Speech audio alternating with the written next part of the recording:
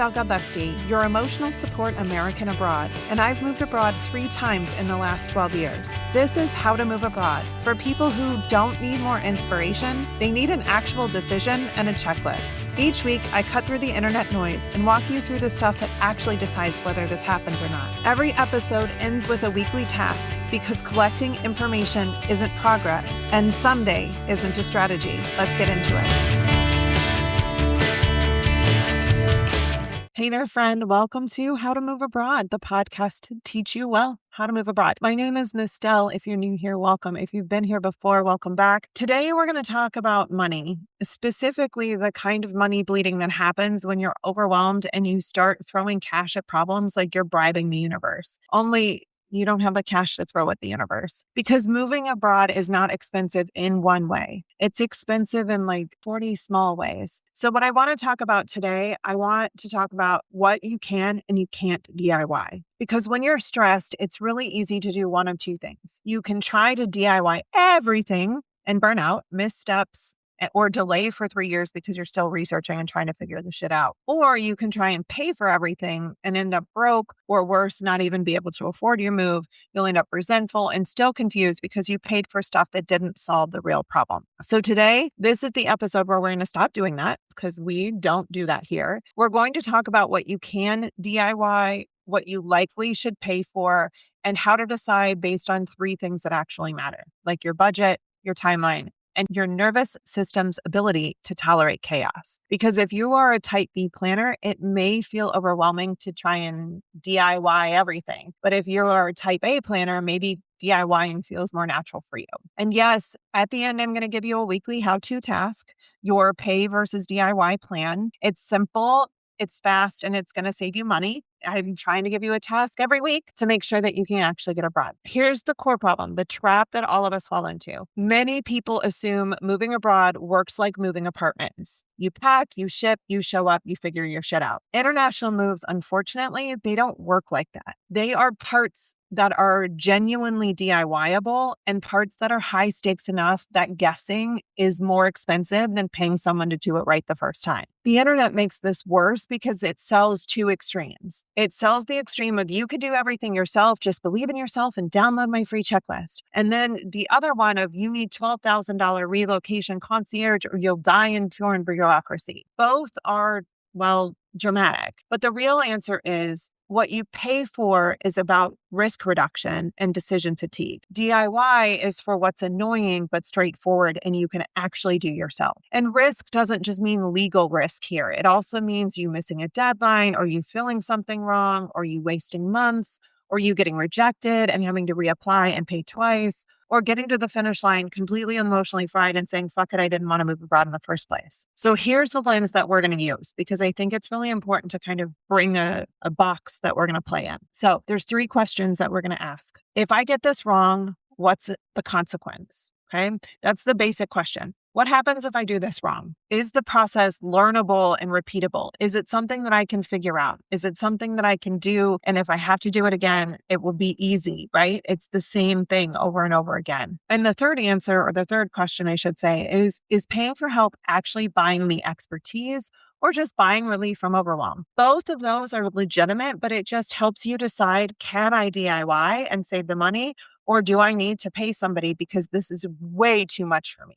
Sometimes paying is smart, and sometimes paying is just panic with a credit card and causing you to have problems in the end. So let's start with the stuff you can usually DIY without lighting your whole life on fire. You can, of course, initially do your research DIY, but I guarantee you need some guardrails around this. Yes, you can research visa categories and requirements. No, you cannot do it with follow every influencer in Lisbon and save 300 reals. DIY research works when it's structured. You're looking for official requirements, official timelines, the costs that are associated with it, and proof of funds. You're not looking at somebody telling you your cousin or their second cousin twice removed did it. And not from Reddit before the pandemic. You're really looking at, okay, this is what works. This is how it works. This is what the officials say, and this is what I can do. The second thing you can typically DIY, and I highly recommend not paying somebody to do this because it is extraordinarily expensive and literally you can do it yourself, is gathering your documents. Most of the work here is literally just admin work. It's not magic. It doesn't require a PhD in bureaucracy. It's pretty straightforward. You're going to need your passports, your birth certificates, any marriage certificates if applicable, your diplomas. You may need background checks. You may need fingerprints. You may even need a vaccine record. That depends because of the pandemic. You can absolutely DIY the build the file part. Where people screw up is waiting until the last second and realizing documents take time. That's not a reason to pay. That's a reason to pay attention and start earlier. Okay. You may also need to get some documents legalized. You cannot DIY that. You cannot legalize them yourself, but you can request them to be legalized as part of the process. It's not rocket science, I promise. It is pretty straightforward and easy enough to do for yourself that I don't think it's necessary to pay somebody to get your birth certificate for you. You can go to the Secretary of State's office online and request it yourself. Another one that you can do yourself is downsizing or selling or decluttering. You do not need Marie Kondo to tell you to stop moving boxes of stuff you don't even like. You can do that by yourself. This is labor. It's annoying. It's emotional. And it's totally DIY-able. And yes, I know Facebook Marketplace grind is a circle of hell that should be reserved for like Satan himself. But the reality is moving abroad, you don't want to bring all your shit with you. You don't want to, or you don't need, I should say, to bring all your shit with you. And being able to part with your high school textbook that you've never read since you graduated is totally reasonable. You can also DIY basic budgeting if you stop trying to be precise about a future you haven't lived yet. You don't need to be exact. You need ranges and categories and basic understanding. Budgeting is not a moral test. It's just planning. So you can plan for an amount and then you have an actual amount and that's okay. That's what's DIY-able. You can also DIY most of your life's logistics. You do not need to pay somebody to do your mail forwarding for you or to do your bank prep, phone plans, travel insurance, packing lists. What do we do with the car? Or canceling utilities, change of address, all of those you can likely do yourself. Annoying, yes. High risk, usually no. So those are the steps that are DIY-able, right? Things that you can do that don't require, that if you don't do it right, aren't going to melt the entire world around you. Yes, you may have to pay for an extra month if you forget to cancel your phone bill, but you don't need to pay somebody to do that. You do not need to move abroad concierge who can do all that for you. Unless you are made of money and you want to, great, but you're probably not listening to the podcast with me if you are. Now is the more, let's say, juicy or more important part. What's worth paying for sometimes? If you have a pretty straightforward case, you can usually do immigration and visa by yourself. But if you're not truly standard, if your case is complex with things like unclear eligibility, or you have multiple income streams, you've been rejected more than once before, maybe you have criminal record issues, or you have tricky family situations. Maybe it's unusual employment setups where you're not employed by a traditional employer and things look a little bit funky, or you have complicated dependents. If you're divorced and you have primary custody of your child, that may be a situation where hiring someone to help may be worth the effort. Paying for legit immigration attorneys or qualified professionals can be smart because the consequence of being wrong is big. What you're buying in this case is correct interpretation, risk reduction, and fewer surprise issues that pop up. But I'm going to say something that's super unpopular here. Paying someone doesn't mean you don't have to understand your own visa. You still need to know what lane you're in and why you're there because you're the one living it. And ultimately, if questioned in an interview situation, you're going to be the one answering those questions, not your lawyer on your behalf. Another thing to consider paying for, and this true story, we pay for this every year still. We've been abroad 13 years, and we still pay to this day for taxes because, oh my God, is that shit hard. If you're a US citizen living abroad, taxes get spicy super duper fast. Sometimes DIY works for the first year if you're simple. We were not. Since the day we moved, we have paid someone or had someone paid for taxes. And to this day, that is the single biggest investment that I do not regret about moving abroad. When it's worth paying for is if you're self-employed, if you have foreign investments, if you have multiple countries in 1 year, if you have complicated banking situations, or for example, if for us, we're married, we have US taxes, we have Swiss taxes, the order that they happen in matters, how much we have matters. all that kind of stuff. We have deductions, we have non-deductions. It's so much. This one, especially your taxes, is a place where investing in someone to help you may be worth the effort for you. There is a consequence here if you do it wrong. Wrong means penalties, wrong means stress, wrong means an expensive cleanup, and ultimately wrong means you could lose your passport. So you want to make sure that you do it right and do it right the first time. So that may be a place where, unless you are an attorney who specializes in foreign tax laws, I would highly recommend considering outsourcing that and paying someone to do that, making sure that you have that buffered into your budget. The next one that comes up often that you could theoretically DIY or you could hire someone to do it is shipping. You can sometimes DIY shipping, but there are some very, very specific international customs rules, international forms, timing, logistics.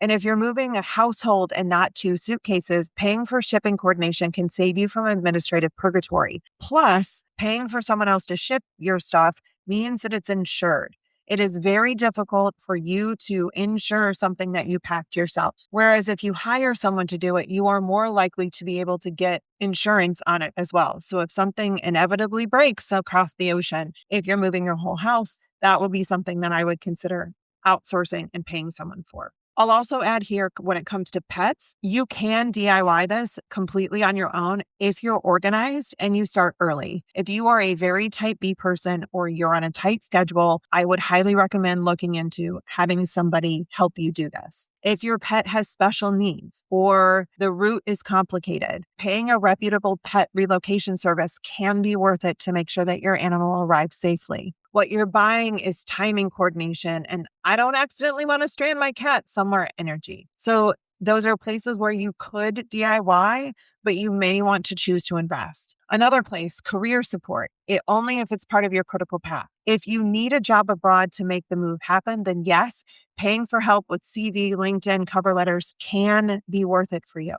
Not because you don't know how to write or because you are crazy or lazy or whatever. It's because hiring abroad is a full different ballgame. But if you don't actually need a job for your specific visa, this might more be optional for you. And if you're someone who is willing to put in the effort and willing to go the extra mile that's necessary to figure this out, then maybe you don't need to pay for that either. Here is a place where understanding what the specific what the specific CV requirements are, understanding what the specific interview requirements are, those sorts of things, it can be worth paying for someone to help you through that process. Okay. So those are the things that kind of I look at as generally either DIYable or partially DIYable and partially consider paying for. There are things that people often do pay for that honestly you waste money for, because I think that a lot of times it's out of sheer panic that we get there and we're like, I'm just going to pay somebody to help me because I don't know how to do this. If you're looking at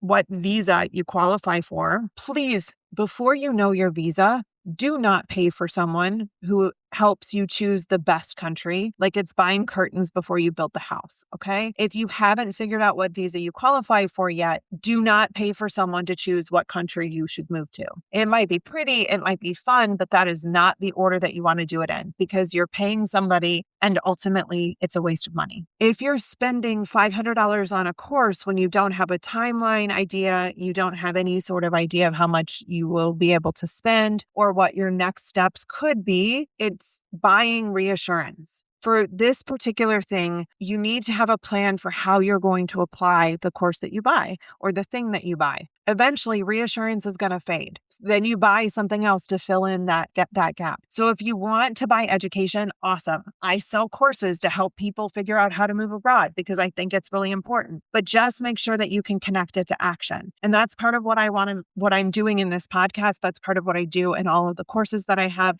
That's part of doing in all the series that I have that help you move abroad. That's what happens in the Departure Lounge.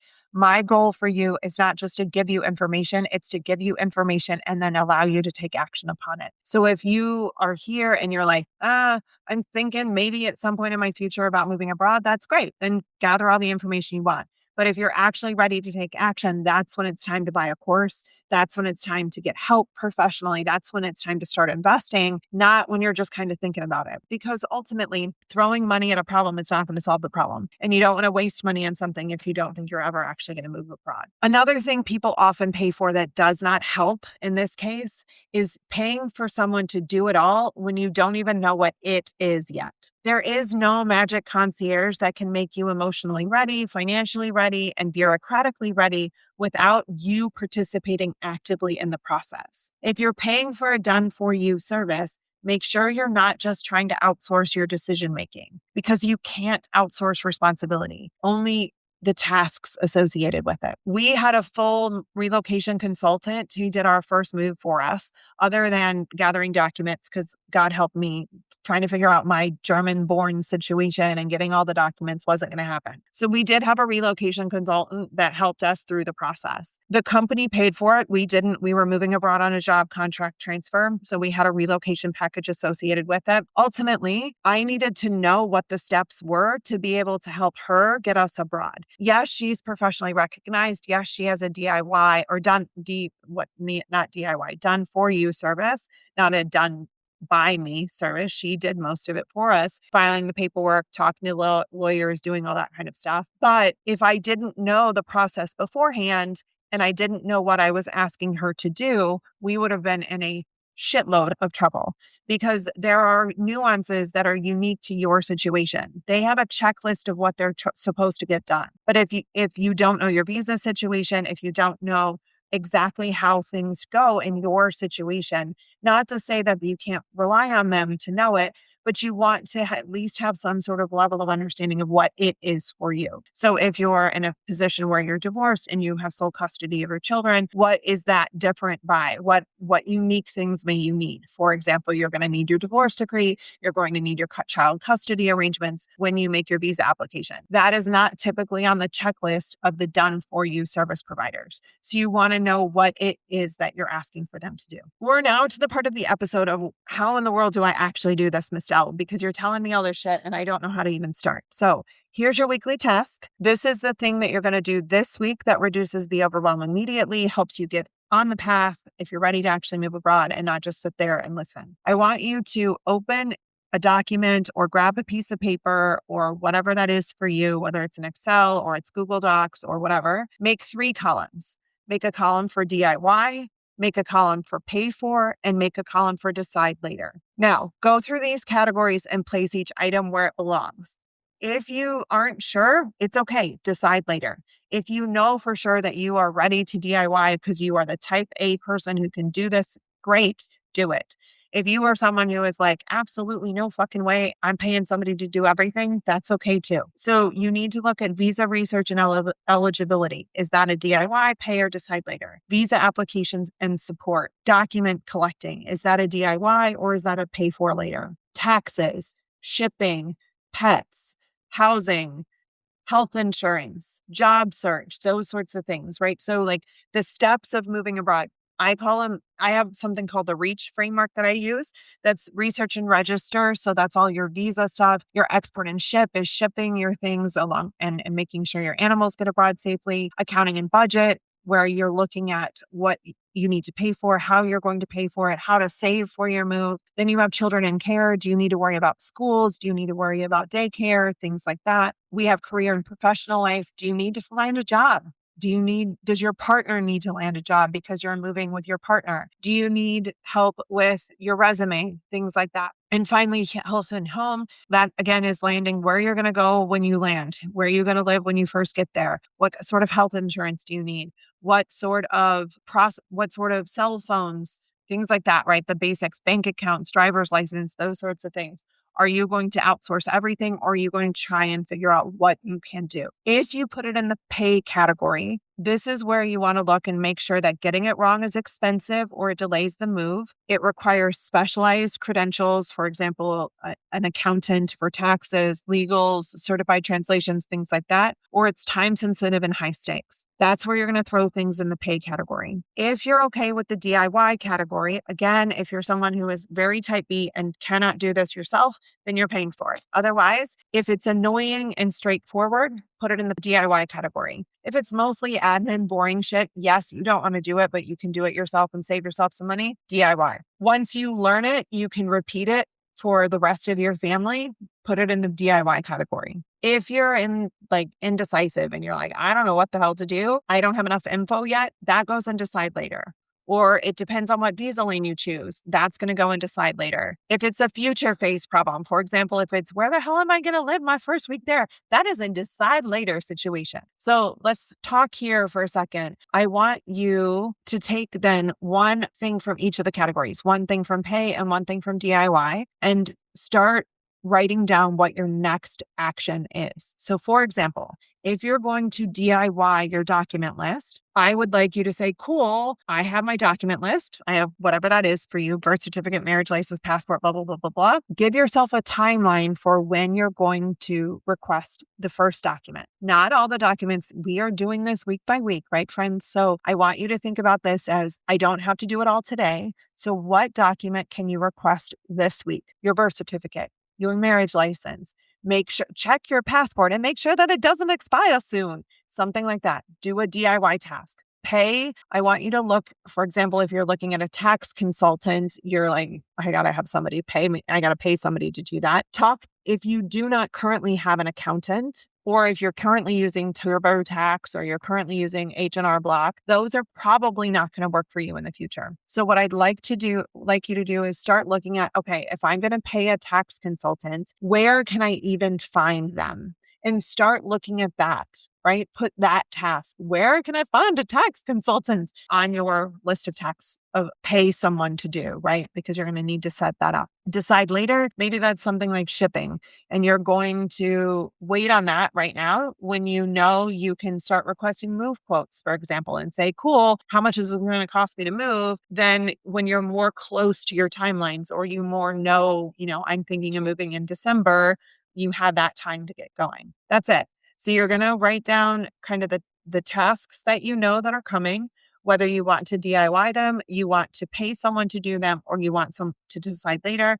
Then you're going to take 3 of those tasks, whatever they are, and do something. Take an actionable step. That's it. Because once you decide what you're paying for and what you're doing yourself, the move stops feeling like one giant endless fog. It becomes a project with a budget and a timeline. And that's how you honestly stop wasting money and stop throwing money at a problem, because that never solves it. Okay. I want you to do your pay versus DIY plan this week. Like, this is your challenge for the week, because the goal is not to do everything yourself. It's impossible, honestly, in some ways. The goal is also not to pay for everything, because that's just a waste of money. The goal ultimately is to spend money where it reduces your risks and saves your sanity. Hit follow so you don't miss it. Share this with a friend who wants to move abroad, please. Again, rating and reviews help so much on the podcast to make sure that other people get it and to make sure that I can improve it for you. So if you love it, rate it. If you hate it, rate it. It's good either way.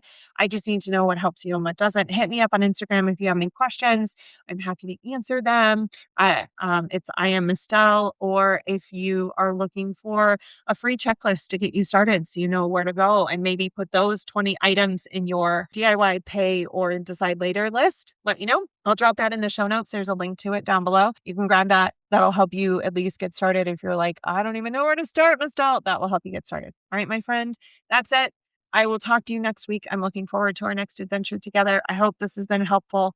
Again, let me know, rate, review, share, please, and thank you. I love you, friend. I'll talk to you soon. See you next week.